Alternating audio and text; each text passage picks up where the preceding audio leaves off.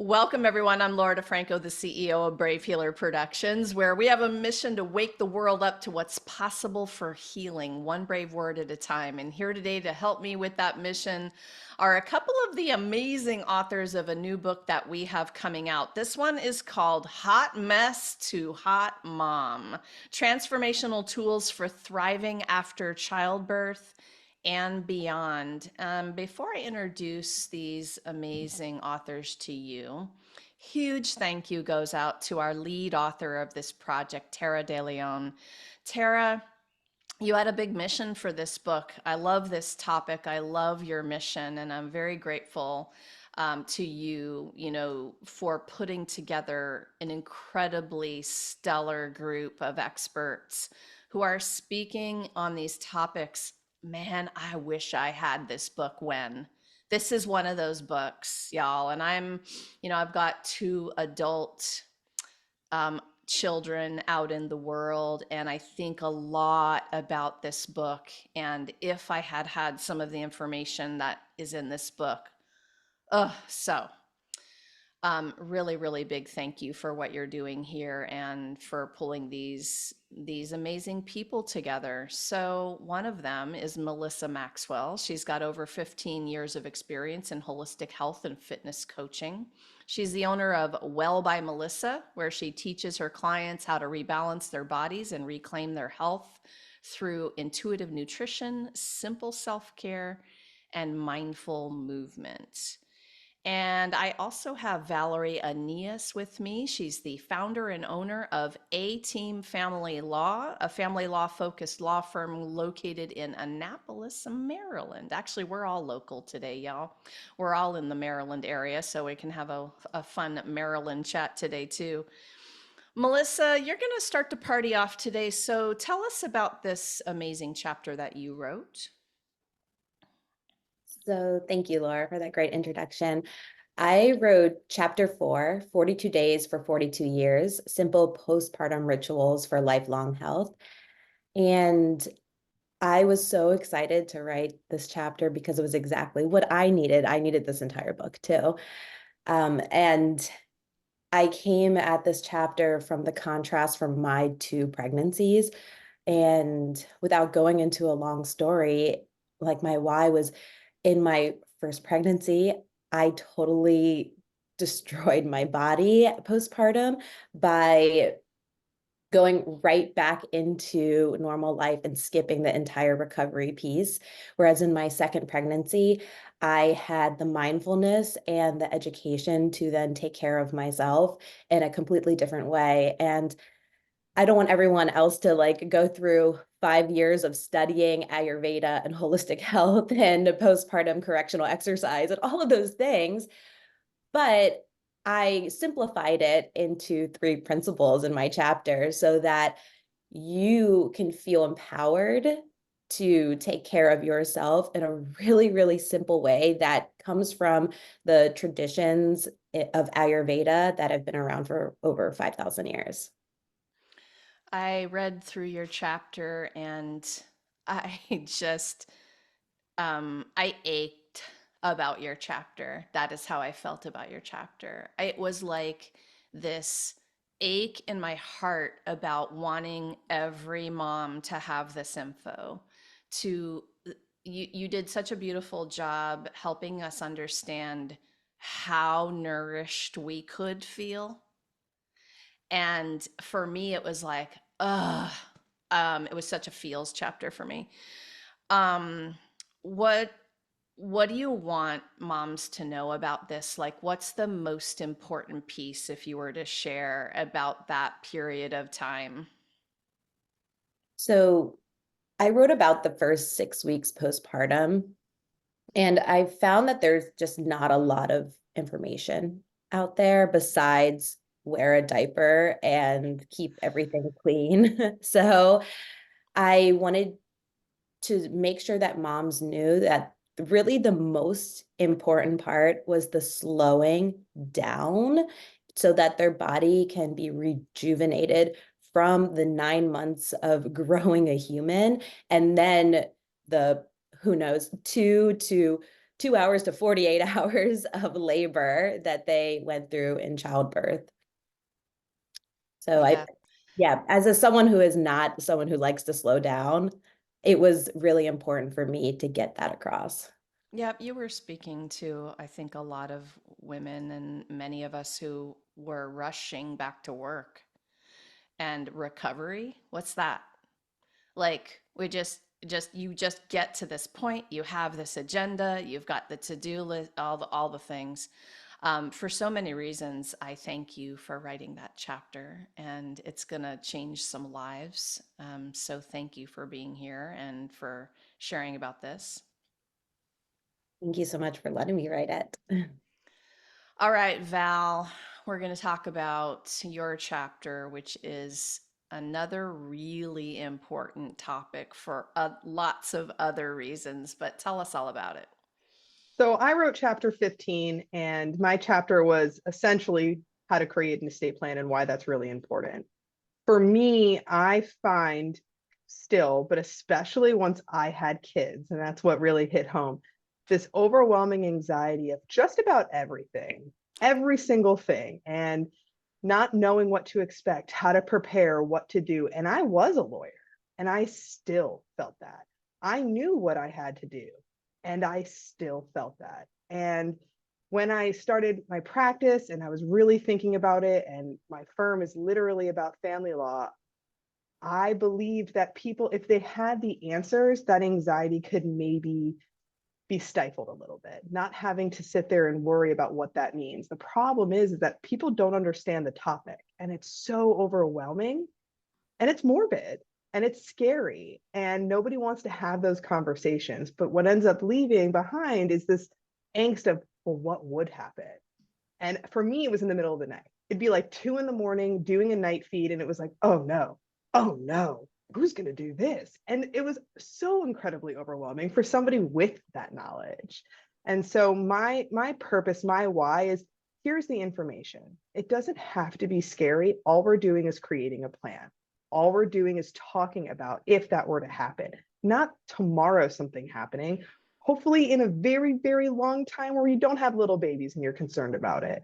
But giving people the knowledge, for me, knowledge is power. And if you have the knowledge, you then know what that next step is. And so while I detail all the different ways you can go about creating this plan, what I like to remind people, and what I hope I was able to accomplish in the chapter, is what you're doing is actually showing the biggest push of your love, of that my love is going to extend beyond me right now. And I'm going to make sure that whether I'm here or not, you're okay. You're going to have enough hardship by whatever that loss is, whenever it happens, even if you're 50 years old. But I've taken care of the mental load and the work that might be required when that time comes. And I think that is one of the most monstrosity version outpouring of love, to take care of that while you can. And so my purpose, my why, my goal was to give people the knowledge so they knew what they needed to do and didn't maybe feel so afraid of it, and saw that as an opportunity to plan. And a lot of us moms, we need to plan. You can't just leave everything up to just, we'll see what happens today. And so knowing, okay, I can do this. This is my first step. This is who I can talk to. These are the things I can consider. And even if you don't get it done right away, to know what those next steps are, I thought that was really important. It's such a gift. The feeling for me in your topic is relief.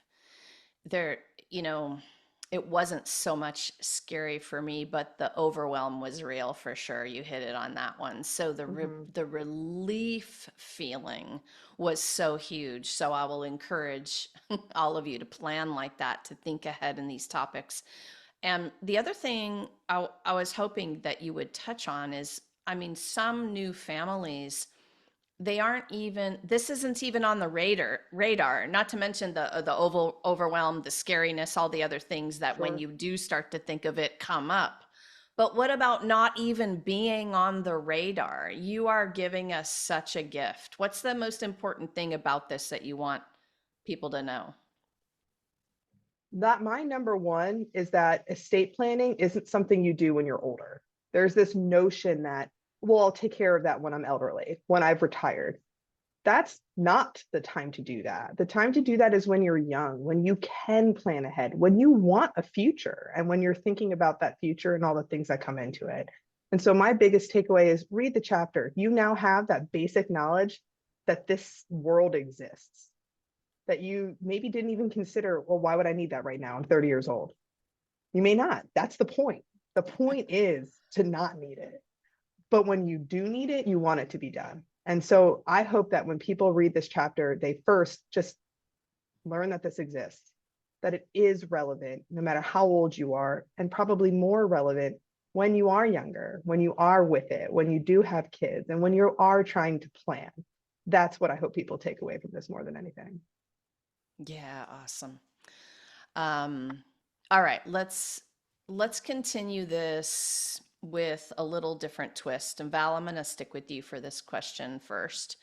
So, you all know that the main theme in this book, or you do now, is that to be the best mom you can be, you really have to remember that you come first in all of these ways that we're talking about today. Self-care after childbirth is crucial throughout life as well, but it's an awareness process. Feeling here is healing. If you serve others in any capacity in your life, not just as a parent, this is crucial. So, Val, tell us one of your favorite ways you practice the awareness or the self care in your day to day. So I tell this to my clients, my friends, everybody. There's a reason why when the air mask falls, I say to put it on yourself first, right? If you don't take care of you, you're not going to be able to take care of everybody else you need to take care of. And so for me, I mean, this is very important for me, whether that means going to the gym or, making sure my to-dos, knowing what my schedule is, being able to know what I need to do to cover my day, give myself some break, some time, whether it's just to have a cup of coffee in peace, which is nearly impossible, but to try to do that. So this way, when I am needed, when I mom, whatever, it's going to happen 600 times in a day, no doubt, that I can be attentive to that. And some days are better than others. That's just the reality of life. But I say to people all the time, and I try to do that myself, gym, drinking a cup of coffee, like I said, those are two big things for me to just try to get that right mindset. I'm very routine oriented. So if I know that, and I do, to make sure I've reviewed my calendar, know when, okay, I have some time here, let me take care of myself, because I'm going to be needing to take care of other people. And I want to be my best self when I do that. Yeah, excellent. Thank you for kicking off that question so amazingly. Melissa, how about you? Your whole business is about this. But if you had to tell us the one favorite way you do it for you, what would it be? It's so funny. My business is all about this. And I don't know. I think other personal trainers and coaches can relate that we're really bad at doing the things that we teach other people to do. So it has been something that I've been working on for myself. And I'm just going to acknowledge that even if self-care is hard right now, it's okay. So for me, it is in the like nooks and crannies of my day, because I find that scheduling out 30 minutes can be really stressful to me sometimes. And so I'll be like, I need to take 5 minutes to go and do breath work, or I need to just go and sit and stare out the window and like regulate my nervous system. One of the things that like was most like amazing to me was learning that my nervous system is really important. And I found that like when I'm around my kids, and I love my kids so much, but they are very loud. They are very, very loud. And um, that's why I find that these nooks and crannies help me to reset throughout the day. And it can be as simple, like I said, as breath work. And that can even be 1 minute. And I teach that too throughout my chapters, that it can be very simple, just a minute of breath work, or just laying down, or just meditating for a minute. And for me, it's those. pieces of self-care that have been really, really helpful. Just washing my face in the morning, honestly, too, is like life-changing. So I don't go for the big things. It's for me, it's just those little moments throughout the day. I love thinking about all of these things.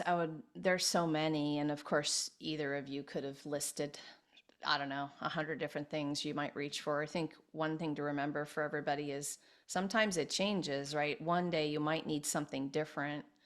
And one thing doesn't work every single time to bring you into that place of relaxation or rejuvenation. So it's another reason why I love the books we're putting together, all of your voices and all of the different tools in case you need to grab, a different one. I would add journaling to the mix here for my own self care. And sometimes I do the combo breath work, journaling, and I'll sit in nature while I'm doing it so that I get a three for there. I like those. Um, okay, this is a little bit of a continuation of this topic. Melissa, I'm going to stick with you. The topics in this book, like all of the ones we publish in our books, they're holistic. The approaches are holistic. And I said it earlier, I wish so much I had had this book 24 years ago after my son was born. Why holistic? Why is that important for new moms, but really in general? Well, excuse me. So holistic is so important because we are so much more than just the food and just the workout and just the career, just the sleep. We are all of it, and it all works together. So my favorite piece of this is that there are so many options, right? So when you have a holistic wellness routine or lifestyle, there are so many options for ways that you can take care of yourself day in and day out. And so one day maybe you're working on your food and your exercise, great, and then the next day you're like, man, I really need sleep and I really need some skincare, and then the next day it's like, I need stillness. So, and I need community, and I need to see people, the social aspect of it. We are not just simple beings. There are so many parts of us. We are, yes, a physical body, we are a mind, but we are also a spirit, and all those things have to be fed. And when we approach it from a holistic way, then we can provide that food and variety to all of those parts of us. I love the way that you answered that. Holistic can mean lots of different things for lots of different people, all the parts and integration, right? Integrating. And really, what you're making me think of right this moment is just being in tune to what it is that day. It's always going to come back to the awareness for me. Um, Val, how about you? How would you answer the why holistic? Why is that important? Well, I think Melissa nailed it on the head. Every single day could be something else. It's not all like checking these boxes. Did you eat a well-balanced meal? Did you go work out? Did you do some meditation? Did you breathe today? Not every single day is going to look the same. And for me, and in my brain and in what I do, some days you just have this, all right, I need to get stuff done, but I don't know how to do it. And how can you get there? And so, you know, not every day is going to have the same story, and not every month is going to have the same story. And being aware that that's it, first off, it's okay. And secondly, that you have the resources to fill those various needs as you go along, I think is really important. And what I love about this book is if you wake up one day and you're feeling like, oh, I want to do this, you could probably flip through that book and find 6 different ways you could do that. And one of those ways is perfect today. 5 of them may not be. Today, you're thinking about, all right, I know I need to plan. How do I do that? Great. There's something there for that. If you need something to look inward, there's something there for that. And being aware that we're changing and each day is going to look different, especially when we have kids, they're changing and their changes are impacting us as well. And knowing that it's okay, and that there's going to be something there to fulfill what you need. and you may not even know it. And I think that's really beautiful. And this book really captured that.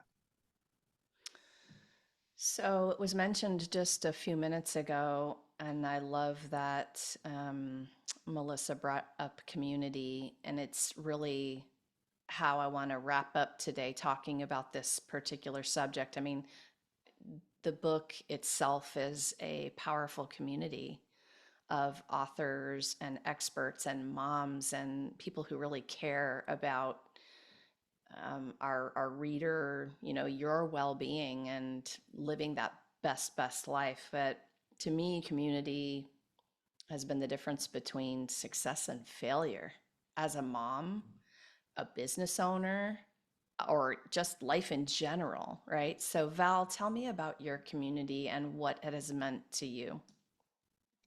I love this question. I'm originally from New York. I'm a transplant here, and I was bopping around everywhere. My firm was in one place, my house was in another place, my friends were in another place, my family were in another place, and I really didn't know, where do I sit? When I want to just hang out and just relax, who do I do that with? How do I create that environment? And one of the biggest motivating factors when I started this firm was I wanted to be part of a community, and not just in the legal world. I can do that fairly easily, but I wanted to be part of a community of like-minded people. I wanted to be part of a community of unlike-minded people.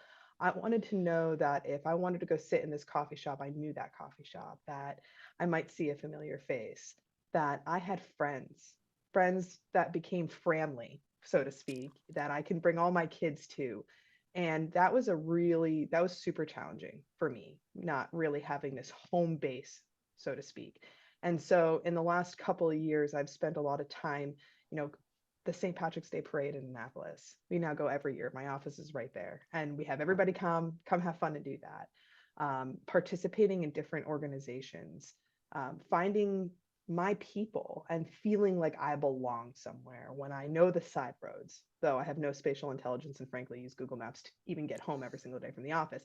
But knowing where I belong has felt so incredibly empowering. And I didn't even realize how lonely I felt until I found this community. And then I said, wow, I really went like 10 years without one. And those really early years of my little kids, I just didn't have one. And I wish for people that they don't feel that way, or they don't wake up and say, wow, I really was lonely. And I didn't even realize how lonely I was and what a difference it would have been had I had a resource or knew to look for one. You don't know what you don't know. So community has been really important, and I've really tried to um, exercise that in my practice, not just in the legal world, but in my practice, in Val's life, career, family, all of the things. Mm. Oh man, you gave me some more of the feels. You two are you're going into these topics, I think, at another layer deep. I hope people receive this today, but I didn't know how lonely I was until, right? And I think you're speaking to so many hearts today. Even the last 4 years, people have lost it, lost even what they had, if they had it, right? And so it's just, thank you for that. I thank you for that about community and just, helping people feel some hope about that. Melissa, how has this been for you? What has community meant to you? So community has always been a big piece of my life, like working at gyms and studios. But the funny thing is, when I entered motherhood, it's like I forgot about it. And I thought I had to do everything by myself and prove myself. And that was a really lonely road. So Val, I can relate. And I had to learn the hard way that I didn't have to do it alone. I mean, motherhood is not meant to be done alone. In other cultures, the community comes together to bring the food, to wrap the mother's bellies, to bathe them and rub them in oil and to clean their house. Like, where is that community for me that comes and cleans my house? So, their community is just ingrained in women. and it is ingrained in the mother. And so coming around to my second time around, and I got to try this again with my second childbirth experience, I let people help me, and it changed everything. I was like, oh my gosh, food tastes so much better when I didn't have to slave over it. And when I felt lonely, like I was the only one experiencing these weird things in my body, I could call up a friend, or even virtual community. I could go and reach out to the groups that I'm in, because I wasn't leaving my house, with my diaper on. And so it's just, community is so important. Even now that I have a 5-year-old and a 2-year-old, my kids are getting older, I find that community is even more important now, because I can easily snap back into that. Oh, I can do it all by myself, because my kids are a little bit, self-sufficient now, sufficient. And so as a solopreneur, I find community in that aspect of like finding other women who are doing similar things to me in the wellness world. And that's why I loved being invited to do this book. I now have a new community too. And um, yeah, it's a very important thing to me to know that I don't have to go at it alone, and I have resource and I have those layers of support to reach out to. Oh my goodness. There's so much more on these topics, on this motherhood topic. Melissa, Maxwell, Val, Aeneas, thank you so much for what you do in the world, and thank you for being here today to share it with everyone, and for your brilliant, brave words in this book. Thank you, ladies. Thank you. Thank you so much. So, if you can't already tell, this is way more than a book, y'all. This is a generous community. And I love ending on the community topic because I want people to know they're not alone, especially in this particular topic of parenthood. And with a 24 and 21-year-old now, I will tell you that community is still important. That importance never goes away. It doesn't matter how old your kids are, what's happening in your life. The stages change and we need each other. So, if you heard something today that one of these brilliant authors talked about that gave you the goosebumps, or you're resonating with, or maybe you want support or you want to continue the conversation, drop down into the show notes, because I have them both hooked up with their links and website. They are there for you to grab their hand, ask a question, continue the conversation. It's probably my favorite part of doing these projects, is knowing these people, these beautiful human beings behind the chapters, right? So please go explore what they're up to. It's a lot of awesomeness. And of course, you're invited to join us for the book launch party for Hot Mess to Hot Mom. It's going to be on April 5th. I've got some information down below about how you can join our Zoom, meet all of our authors, and have fun celebrating our book with us. If you happen to be listening to this interview anytime after that April 5th date, well, that just means you can hop over to Amazon and grab your copy of this amazing book.